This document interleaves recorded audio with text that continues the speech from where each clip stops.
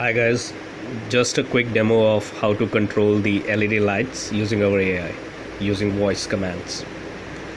Hey Mycroft, turn red light on. Red light is on, boss.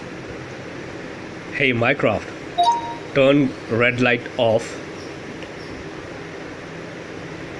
Red light is off, my dear. Hey Mycroft, turn green lights on. Green light is on, sir. Hey Mycroft, turn green light off. Green light is now off.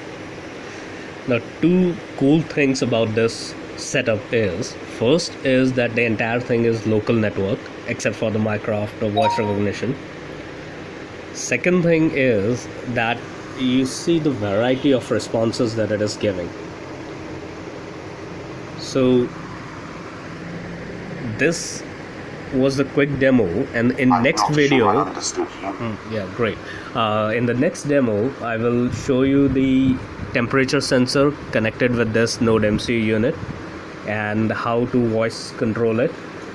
And in the third part of this video, I will show you what and all everything which I am using, which is going on under the hood to make this thing possible.